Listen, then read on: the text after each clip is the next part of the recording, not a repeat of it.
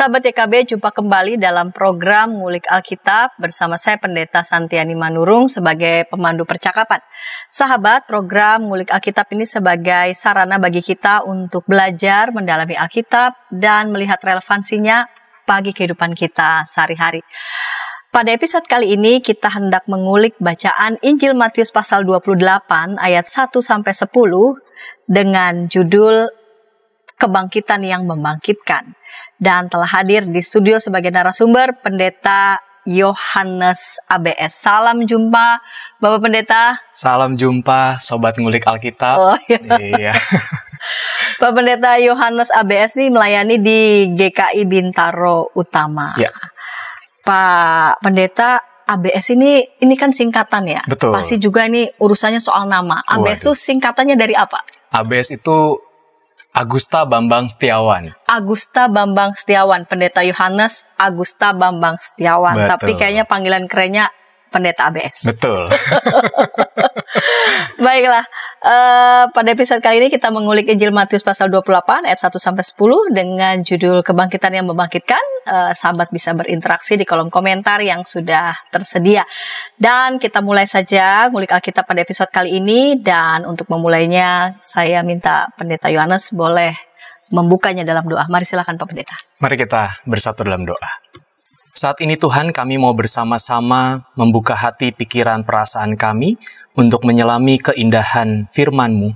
Dan biarlah firman-Mu yang akan kami baca, kami kulik, dan kami temukan kebaikan dan makna hidup yang penting untuk hidup kami, boleh menolong kami untuk semakin mengimani Tuhan Yesus sebagai Tuhan dan Juru Selamat kami. Dan mampukan kami di tengah keterbatasan kami, agar kami boleh mendapati sabda Tuhan yang bergema dan berbicara untuk setiap kami, sehingga kami terdorong untuk melakukannya. Terima kasih ya Allah, dalam Kristus Yesus dan kuasa Roh Kudus, kami berdoa dan memohon. Amin. Amin.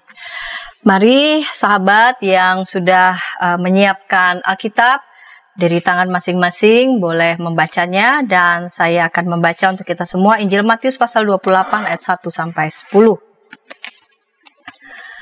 Setelah hari Sabat lewat, menjelang menyingsingnya fajar pada hari pertama minggu itu, pergilah Maria Magdalena dan Maria yang lain menengok kubur itu. Maka terjadilah gempa bumi yang hebat sebab seorang malaikat Tuhan turun dari langit dan datang ke batu itu dan menggulingkannya lalu duduk di atasnya. Wajahnya bagaikan kilat dan pakaiannya putih bagaikan salju. Dan penjaga-penjaga itu gentar ketakutan dan menjadi seperti orang-orang mati. Akan tetapi malaikat itu berkata kepada perempuan-perempuan itu, "Janganlah kamu takut, sebab aku tahu kamu mencari Yesus yang disalibkan itu. Ia tidak ada di sini, sebab ia telah bangkit, sama seperti yang telah dikatakannya. Mari, lihatlah tempat ia berbaring. Dan segeralah pergi dan katakanlah kepada murid-muridnya, bahwa ia telah bangkit dari antara orang mati. Ia mendahului kamu ke Galilea. Di sana kamu akan melihat dia. Sesungguhnya aku telah mengatakannya kepadamu." Mereka segera pergi dari kubur itu dengan takut dan dengan sukacita yang besar dan berlari cepat-cepat untuk memberitahukannya kepada murid-murid Yesus. Tiba-tiba Yesus berjumpa dengan mereka dan berkata, "Salam bagimu." Mereka mendekatinya dan memeluk kakinya serta menyembahnya. Maka kata Yesus kepada mereka, "Jangan takut. Pergi dan katakanlah kepada saudara-saudaraku supaya mereka pergi ke Galilea, dan di sanalah mereka akan melihat aku." Ya, baik Pak Pendeta, di segmen yang pertama ini saya mau memulai dengan melihat apa yang spesifik narasi kebangkitan di Injil Matius. Narasi kebangkitan itu sendiri dicatat dalam beberapa versi, ada versi Injil Matius, Lukas, Markus maupun Injil Yohanes. Dan ulikan kita pada episode kali ini dari Injil Matius. Apa yang kira-kira khusus, yang spesifik, yang Bapak Pendeta boleh temukan di narasi kebangkitan pada versi Injil Matius ini? Oke, baik. Kalau kita baca dan perhatikan, misalnya kita melakukan studi perbandingan 4 Injil begitu ya, terhadap bacaan kita, sebenarnya kita menemukan satu tema yang sedikit berbeda, karena memang konteks penerima Injil Matius atau bacaan dari Matius ini itu berbeda. Ya, kebangkitan atau kisah kebangkitan versi Injil Matius itu sebenarnya mau menggambarkan sesuatu yang kontras, yaitu antara kuasa Allah yang memberi hidup versus otoritas manusia yang mematikan, yang sifatnya sangat penuh dengan kuasa, begitu ya, kuasa yang, ya pokoknya kuasa yang sangat membuat orang itu tidak bisa berdaya apa-apa, gitu ya. Contohnya kalau kita ingat kisah kelahiran Yesus, belum apa-apa sudah ada berita bahwa akan ada raja lahir, Herodes langsung memerintahkan untuk bunuh semua anak laki-laki, gitu ya. Lalu juga pada saat peristiwa penyalipan, itu kita bisa melihat otoritas agamawi dan sipil yang kemudian bersepakat membunuh Yesus dengan cara disalib.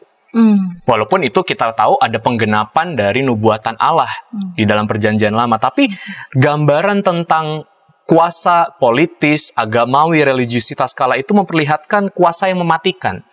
Yang berbeda tidak diterima, yang berbeda justru dibungkam. Nah, saat kematian Yesus pun, begitu ya, itu juga terjadi kuasa yang mematikan, yaitu apa? Sudah dikubur, dijaga, disegel pula oleh pihak otoritas yang berwenang kala itu.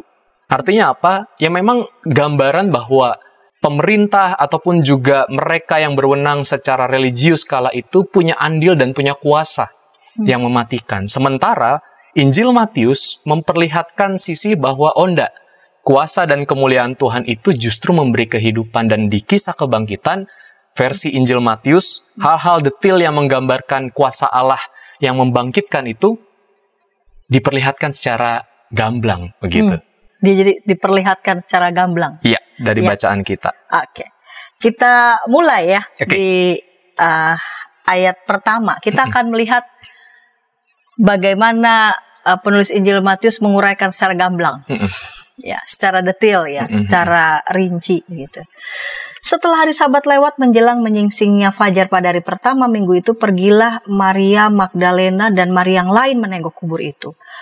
Maka terjadilah gempa bumi yang hebat, sebab seorang malaikat turun dari langit dan datang ke batu itu dan menggulingkannya, lalu duduk di atasnya.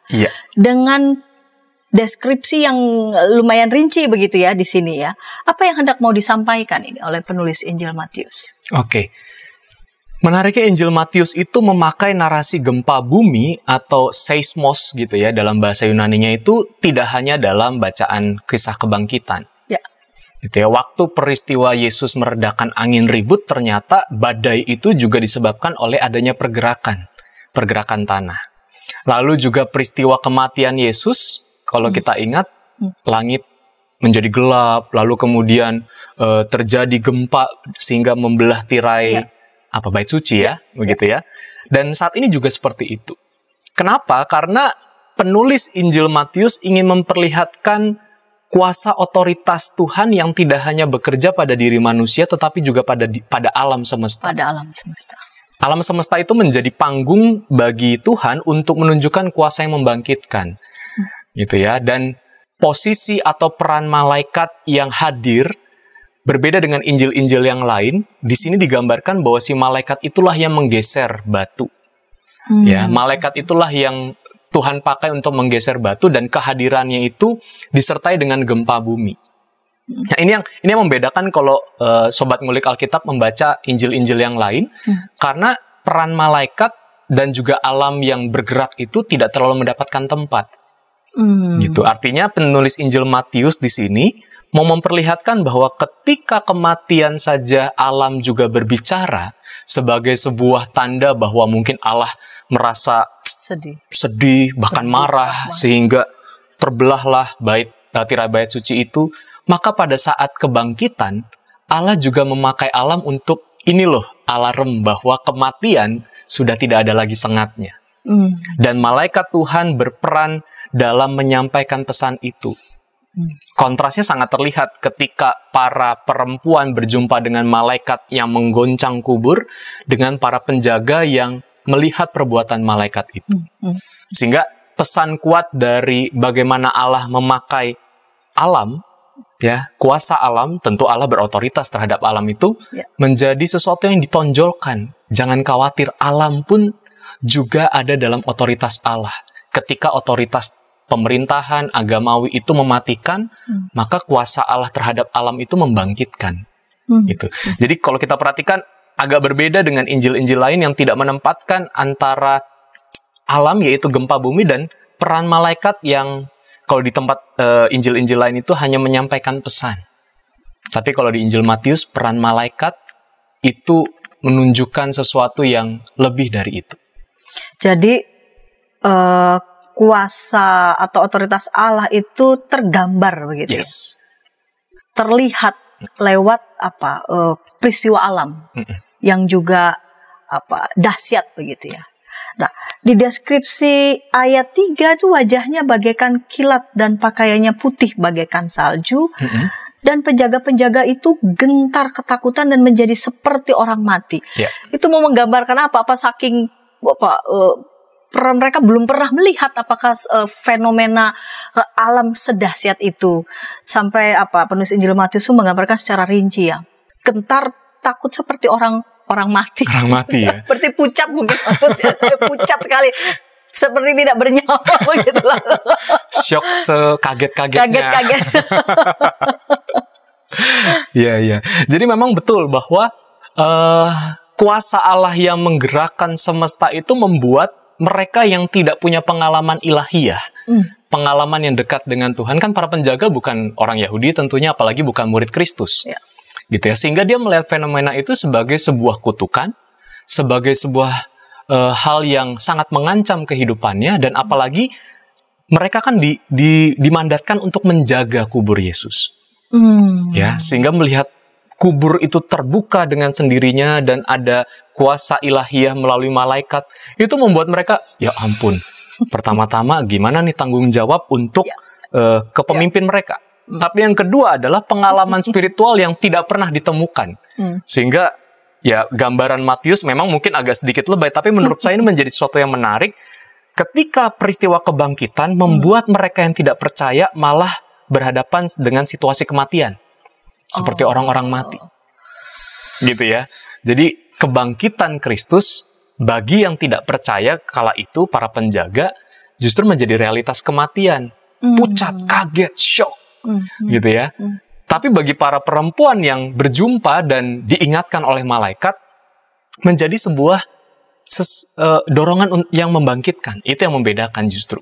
Ya, bagaimana menariknya penulis Injil Matius itu mau mengatakan, tenang, kalau otoritas duniawi, pemerintahan, religiusitas itu mematikan, begitu Allah memakai alam, ya, yang tidak pernah dirasakan oleh manusia dan malaikatnya turun tangan begitu, mereka yang tidak percaya mungkin akan berhadapan dengan, ya ampun, ini mungkin adalah bagian akhir dari kehidupan.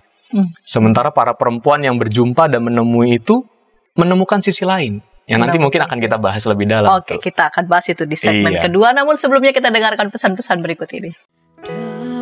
Dari kungkungan malam gelap. Nyanyikanlah nyanyian baru. Setiap hari Rabu, pukul 12 waktu Indonesia Barat. Dapat Anda nikmati di channel Lagu Rohani YKB GKI TV.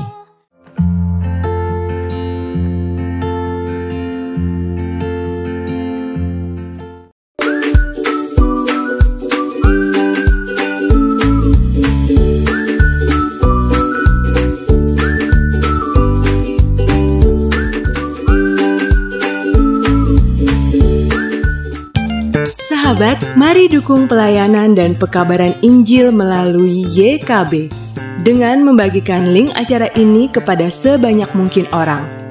Dukungan juga dapat saudara lakukan dengan mentransfer dukungan finansial ke rekening BCA ke nomor 450 305 2990 450 305 2990 atas nama Yayasan Komunikasi Bersama.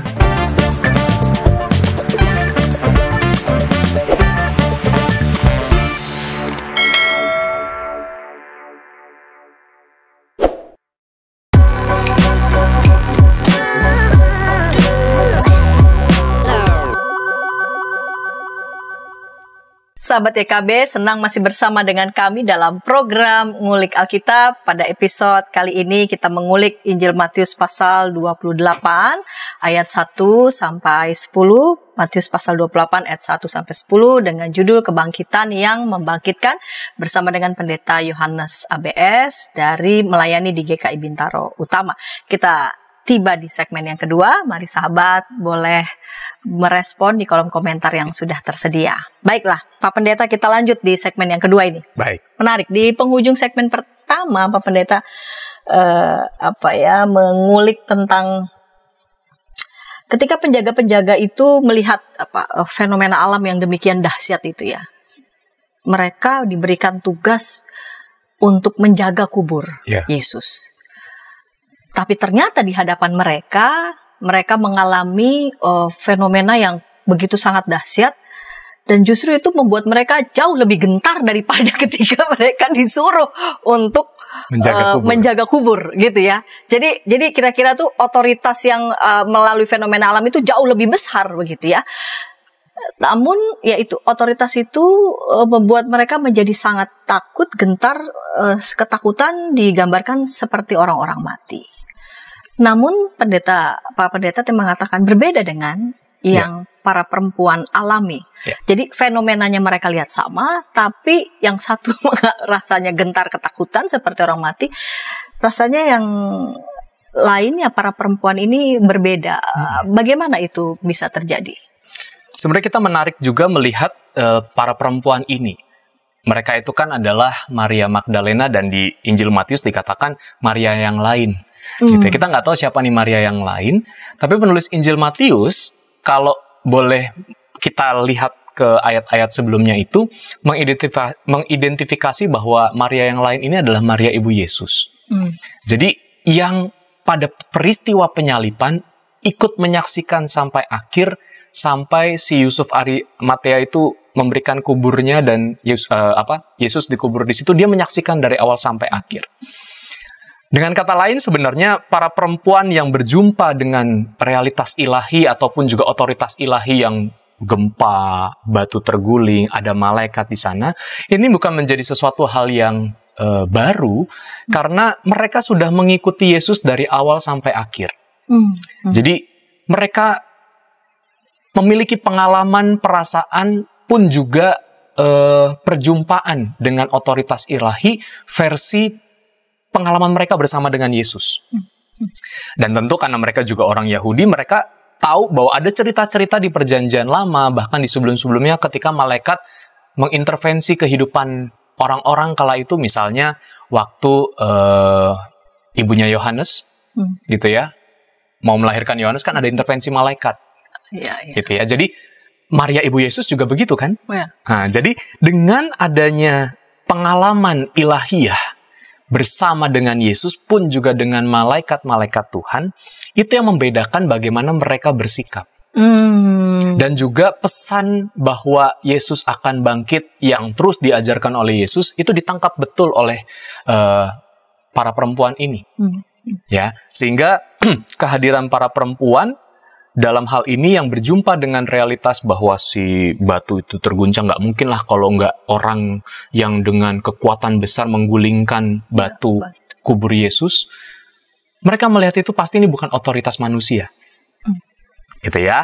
Nah, ini yang membedakan antara si para penjaga dengan perempuan yang datang ke kubur Yesus. Kalau para penjaga lihat kubur terbuka jadi kabur.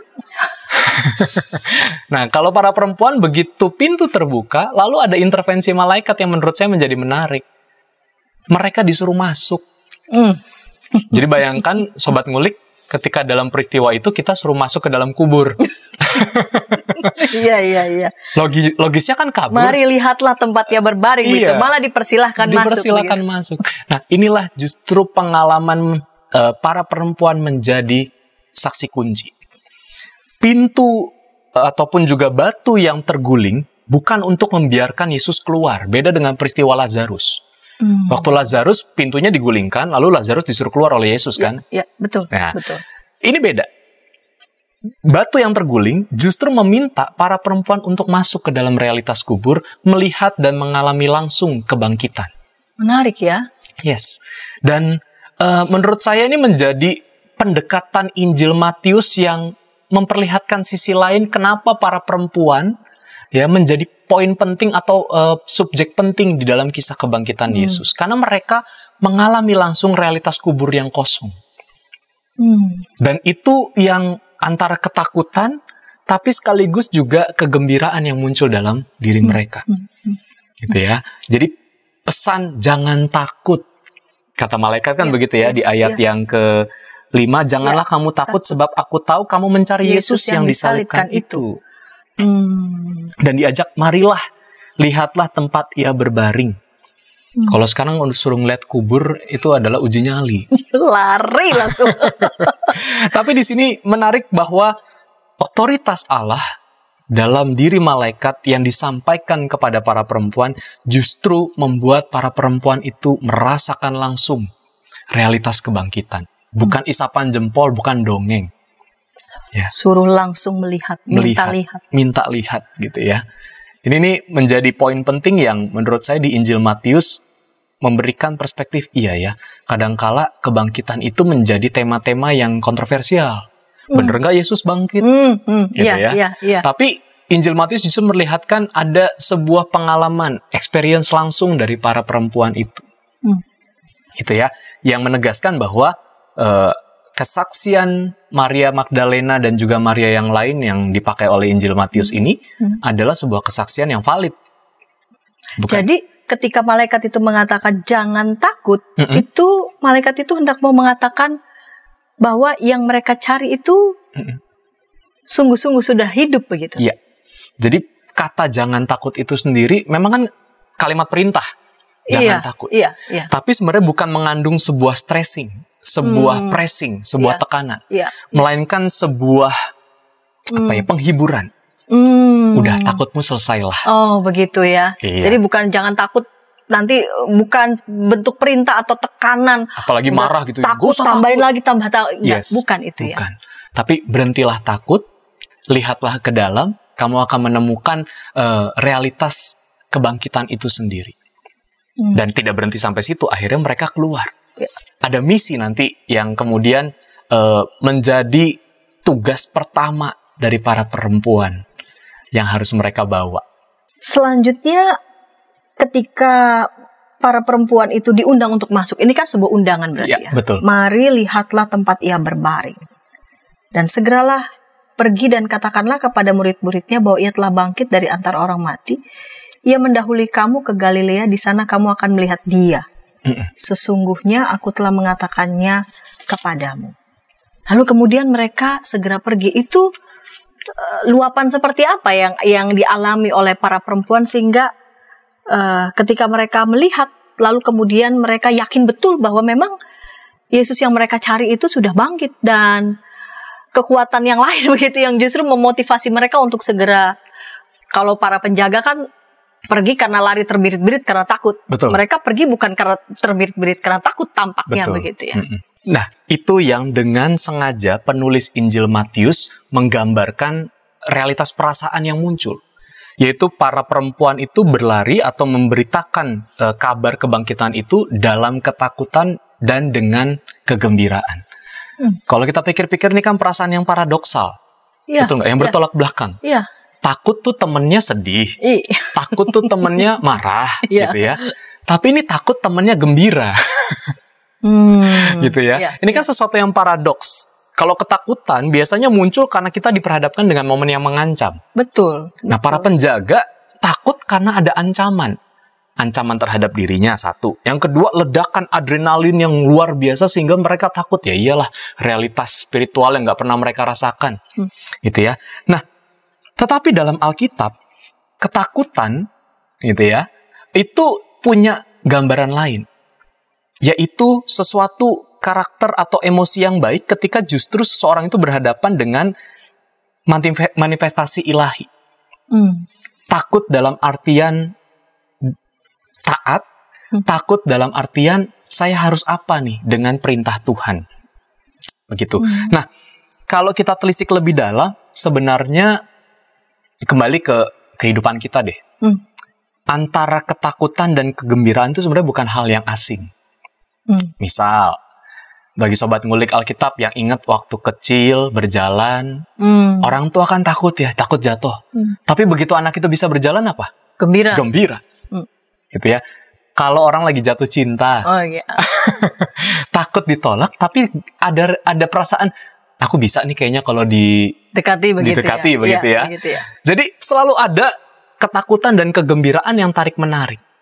Ya, selain karena ada realitas ilahi yang memberikan pengharapan, tapi juga ada sebuah dorongan bahwa setiap kita itu memiliki tugas dan juga hal yang memotivasi kita untuk melakukan sesuatu.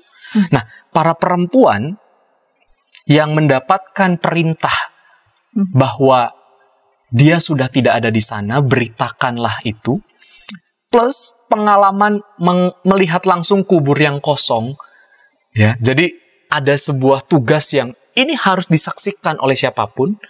Tapi, jadi yang saya alami ini rasanya nggak bisa saya simpan sendiri. Betul. Ada sebuah luapan yang saya harus ngasih tahu yang lain. Dan itu murid-murid. Karena dia sendiri atau mereka sendiri, para perempuan ini, sudah mengalami perubahan dari yang melihat bahwa kebangkitan kayaknya nggak mungkin, tapi menjadi mungkin ketika mereka mengalami langsung. Gitu, ini berita fantastis yang harus disampaikan kepada para murid, dan itulah yang membuat mereka berlari dalam ketakutan dan kegembiraan. Mungkin juga perasaan takut itu bisa sama seperti para penjaga. Ini apakah dicuri? Kalau di Injil lain digambarkan bisa jadi mayat Yesus dicuri. Tapi justru di Injil Matius masalah pencurian itu nggak ditekankan, karena bukan itu yang hendak mau disampaikan. Ya. Betul. Tapi tentang Kristus yang bangkit, dan berita ini ingin disampaikan. Betul. Walaupun mungkin juga apakah ada pertimbangan juga dari perempuan itu ya, dari para perempuan ini nanti kira-kira bakal didengar, apakah bisa jadi juga ada situasi ragu seperti itu, namun justru yang lebih kuat justru dorongan untuk tetap memberitahukan daripada segala macam keraguan itu ya. Betul. Ketakutan itu juga bisa muncul karena mungkin suara mereka tidak didengar karena ya situasi kultural kala itu yang perempuan kelas 2 dan lain sebagainya. Kesaksiannya belum tentu didengarkan. Betul. Yang biasa mengurusi hal yang domestik sekarang oleh Kristus diutus menjadi rasul pertama menurut saya. Ya, dan Injil Matius juga menekankan itu. Ya, karena luapan kebangkitan ataupun juga pengalaman kebangkitan itu justru melampaui dari ketakutan, keraguan kultural yang sifatnya patriarkal. Sehingga mereka harus menyampaikan hal ini karena itu ada pesan dari Tuhan, ya, misi dari Tuhan melalui para malaikat, dan kemudian itu menjadi sebuah pengalaman. Jadi ada message, ada experience. Dan itu menjadi sebuah daya dorong yang sungguh luar biasa. Keraguan, bahkan mungkin belenggu patriarki itu pada saat itu betul patah. Mereka, para perempuan ini justru dengan kehendak yang kuat sampaikan itu. Betul ya. Kepada apapun resikonya, ini pesan dari Tuhan yang harus disampaikan. Baik, menarik nih. Kita akan lanjutkan di segmen ketiga, namun sebelumnya kita dengarkan pesan-pesan berikut ini. Tanganku dipegang. Injil dalam Melodi. Setiap hari Kamis, pukul 12 waktu Indonesia Barat. Dapat Anda nikmati di channel Bedah Lagu YKB GKI TV.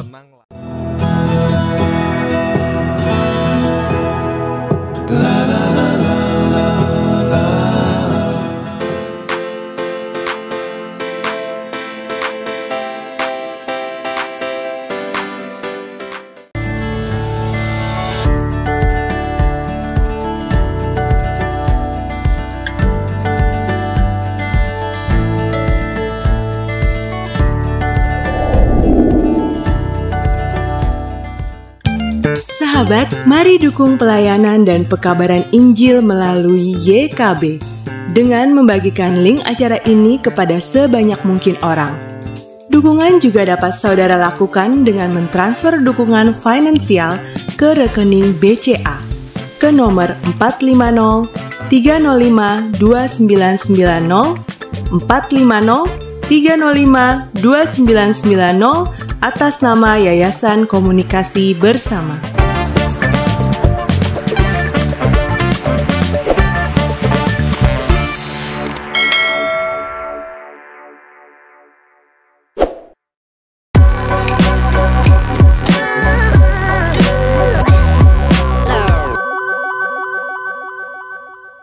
Sahabat YKB, senang masih bersama dengan kami dalam program Ngulik Alkitab. Pada episode kali ini kita mengulik Injil Matius pasal 28 ayat 1-10 dengan judul Kebangkitan yang Membangkitkan bersama dengan Pendeta Yohanes ABS melayani di GKI Bintaro Utama.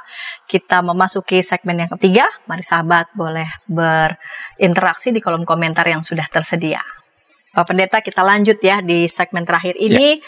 Di ayat selanjutnya ya. Jadi sebelumnya kan di segmen kedua para perempuan itu dengan berdaya justru ya. Pergi dan segera memberitahukan para murid.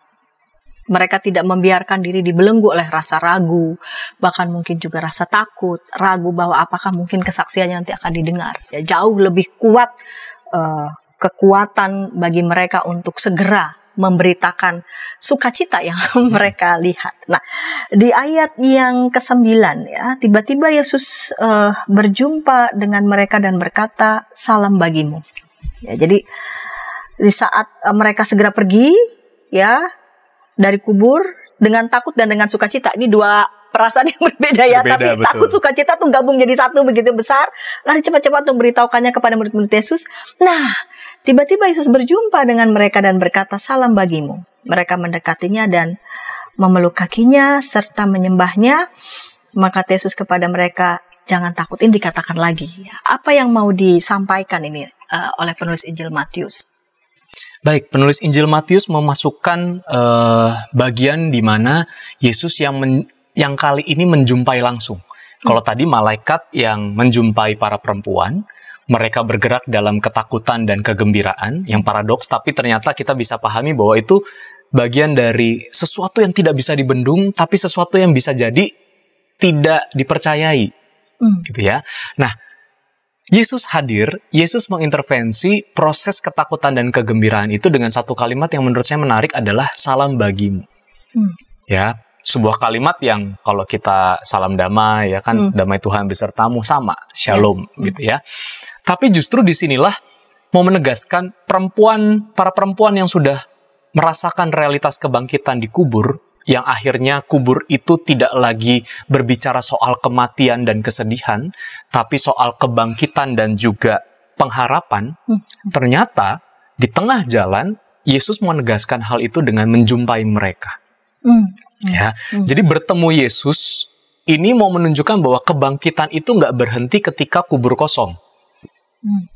Kebangkitan itu bukan sesuatu yang pada dirinya, pada kesempatan itu hanyalah Yesus yang bangkit. Tidak. Tapi kebangkitan itu adalah sebuah proses terus-menerus dan Yesus menyampaikan hal itu. Buktinya apa? Kalau kita perhatikan tadi ayat yang ke-9, ketika Yesus berjumpa dengan mereka, apa yang dilakukan para perempuan? Mereka mendekati, memeluk, dan menyembah. Ya, jadi tiga kata ini mau mengatakan sebenarnya mereka ada perasaan rindu, takjub, dan tenang ketika di tengah ketakutan, gitu ya, sosok yang bangkit itu menjumpai mereka, begitu ya. Nah, yang membedakan adalah ketika para perempuan sudah melihat Yesus langsung dan mereka memilih menyembah, ya sesuatu yang tidak salah sebenarnya, ya. Tapi Yesus tidak menghentikan, atau bukan tidak menghentikan, semua tindakan dan perutusan para perempuan itu tidak terhenti. Karena Yesus langsung bilang, "Pergilah." Ya, kalau boleh dipilih, bertemu dan berjumpa bersama Yesus, apa yang akan kita pilih? Ya mendingan tetap dan menetap bersama Dia, apalagi sosok yang sangat dirindukan, yang sudah bangkit. Gitu ya. Jadi, para perempuan ini yang berjumpa dengan Yesus, ketika sempat mengalami, udahlah mendingan saya sama Yesus menyembah. Lebih baik saya bersama dengan Dia memeluk Artinya kan ini sebuah kerinduan yang tak terbendung. Tapi Yesus bilang, stop, pergi, sampaikan ini kepada saudara-saudaraku. Artinya apa? Kebangkitan itu bukan cuma kata benda. Kebangkitan bukan hanya kata benda. Tapi sebuah kata kerja. Jadi Yesus yang bangkit menegaskan para perempuan untuk menjadi pemberita kebangkitan, yang tentu dalam perasaan takut dan gembira, tapi kemudian kebangkitan itu membuat mereka menjadi pribadi-pribadi yang taat. Sehingga ada satu lagi sebenarnya yang dialami oleh para perempuan ini. Ketakutan, kegembiraan, dan ketaatan. Ketakutan, kegembiraan, tapi juga ketaatan. Iya. Milih nyaman bersama Yesus, logis lah. Iya kan? Rindu yang meluap-luap begitu kan? Kalau bisa udah nginep bareng lah di situ deh ya kan, bikin kemah seperti yang waktu Petrus melihat Elia dan Musa. Tapi ada sebuah perintah yang semakin ditegaskan oleh Yesus, pergilah. Artinya kebangkitan itu jangan stop di kamu. Jangan stop di rasa bahwa mereka datang meluk, menyembah, udah stop di situ. Tapi ada sebuah dorongan dan bahkan perintah, dan kali ini benar-benar perintah gitu ya, otoritas ilahi, pergilah. Karena kebangkitan itu menjadi sebuah kata kerja yang harus dilakukan dan dibagikan. Continuing resurrection jadinya. Continuing resurrection. Jadi melanjutkan kebangkitan itu.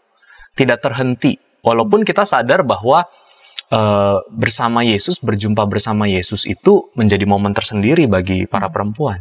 Tapi momen itu Yesus pakai sebagai sebuah penegasan, kamu adalah saksiku, sebagai saksi kunci kebangkitan, dan sekarang ikutilah perintahku. Jadi ada ketaatan yang dilakukan oleh para perempuan di sini. Gitu. Dan ini menjadi menarik karena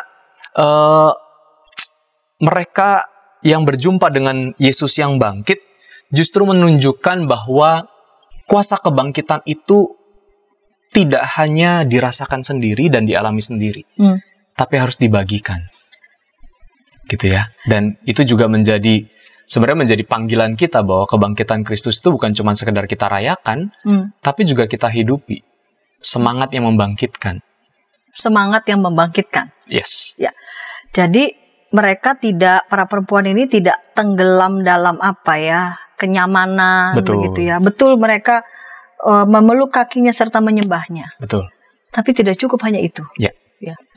Yesus malah menyuruh mereka pergi.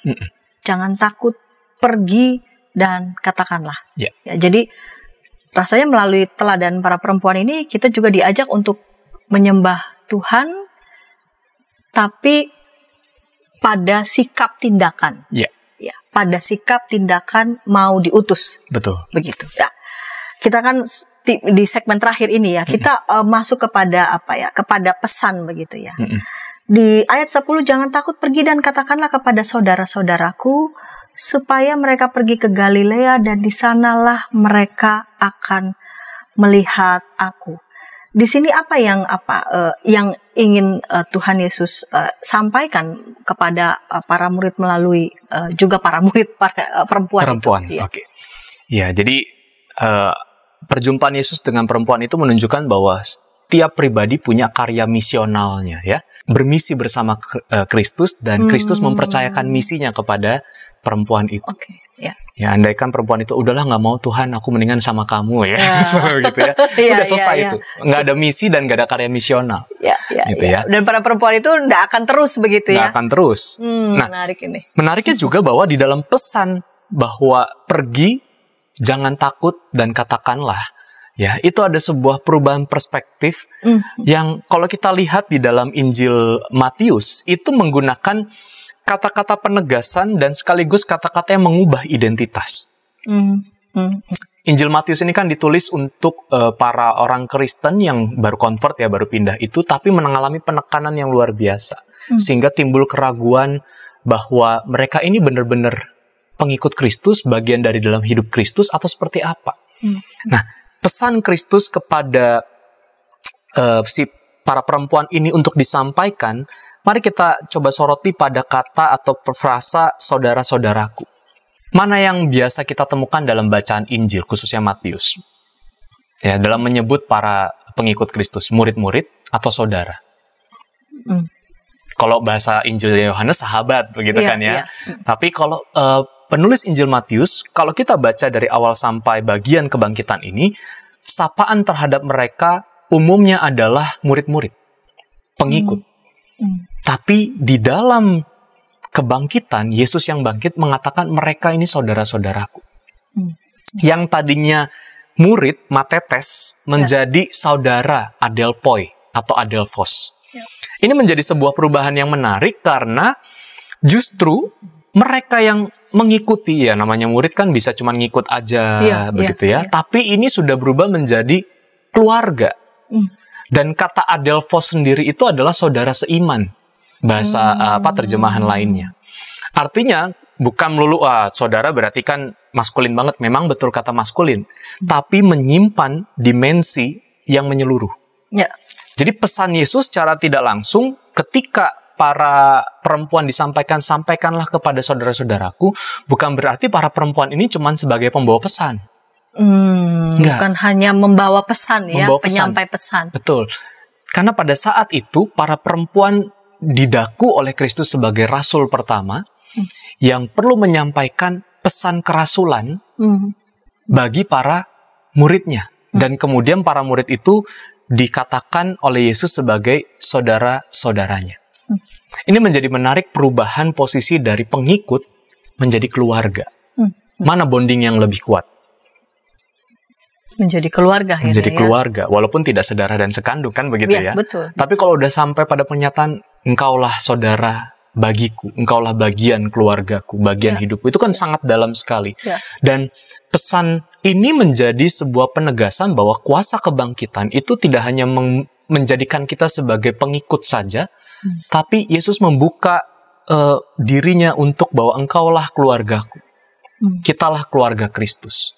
Buktinya apa? Mungkin Pendeta Santi boleh membaca dari Matius 12. Matius 12. Ayat 46 sampai 40. Matius 12 ayat 46 sampai 40. Iya, ini sebagai Ayat penutup. berapa tadi? Ayat 46 sampai 50, sorry. 46 sampai 50. Iya.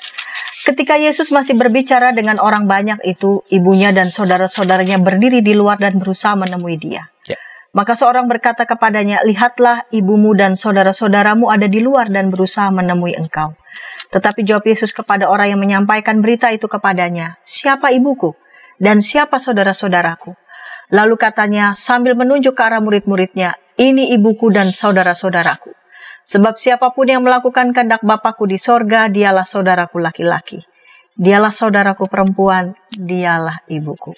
Dahsyat sekali ini. Ya, jadi kita melihat penegasan tentang sanak saudara Yesus di dalam kebangkitan itu mendapat penegasan kembali. Artinya kuasa kebangkitan itu tidak memisahkan para pengikut dengan Yesus, tapi justru menegaskan kembali relasi mereka yang tadinya hanya pengikut menjadi saudara ketika melakukan kehendakku.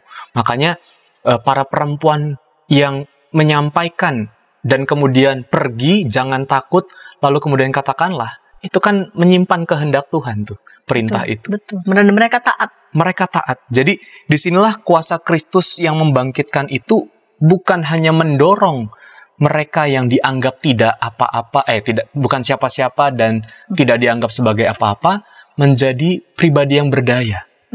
Pribadi yang mengarahkan diri pada kehendak Tuhan, karena ketika terlibat bersama dengan Tuhan yang memiliki kehendak dan misinya, merekalah keluarga Allah, merekalah keluarga Kristus. Dan ini menurut saya menjadi gambaran penulis Injil Matius yang sangat luar biasa bagi penerimanya kala itu, yang butuh penegasan sebenarnya saya ini di hadapan Kristus seperti apa sih, gitu ya.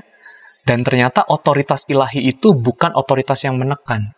Tapi otoritas justru, ilahi bukan yang menekan, yang mengopres gitu bukan. Merangkul dan menjadikan kita itu keluarga Kristus. Dan itulah kuasa kebangkitan yang menurut saya, wow, membangkitkan sekali ya. Di tengah mungkin perasaan bahwa kita dilupakan, ditolak, ternyata Yesus sendiri menyebut para pengikut dan orang yang percaya terhadapnya sebagai saudara-saudara. Dan tadi di dalam Matius 12 yang tadi Pendeta Santi bacakan, itu juga ditegaskan bahwa siapapun yang melakukan kehendak Bapakku di surga, dialah saudaraku laki-laki, dialah saudaraku perempuan, dialah ibuku. Jadi ini sangat terbuka untuk siapapun. Dan kuasa kebangkitan atau realitas kebangkitan menegaskan tentang keterbukaan sebagai keluarga Kristus. Itulah kaitan dari yang tema besar, kalau otoritas pemerintah religiusitas mematikan, sementara otoritas ilahi itu justru menghidupkan. Memberdayakan. Bagi sahabat ataupun saya, begitu siapapun ya, saat ini mungkin sedang mengalami kegelisahan ataupun kesedihan karena berbagai macam hal, biarlah melalui apa yang dituliskan Injil Matius pasal 28 ayat 1-10 itu menguatkan kita. Bahwa dalam diri setiap kita itu Tuhan menghendaki agar kita boleh ikut bermisi bersamanya. Betul. Ya. Karena di dalam kuasa Kristus kita semua dirangkul ya menjadi keluarganya.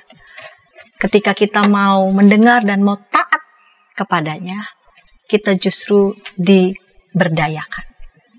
Dan ketika tayangan ini boleh memberkati sahabat dimanapun berada, para sahabat boleh membagikan kepada sebanyak mungkin orang, dan juga boleh membunyikan lonceng dan menekan subscribe sehingga para sahabat bisa mendapatkan konten-konten terbaru dari YKB GKI TV, dan kiranya itu boleh mencerahkan dan menguatkan para sahabat. Terima kasih untuk Pak Pendeta Yohanes ABS yang boleh mengulik bacaan kita pada saat ini dari Injil Matius pasal 28 ayat 1-10. Kita akan mengakhiri episode kali ini dengan doa. Mari silakan Pak Pendeta berdoa. Mari kita berdoa.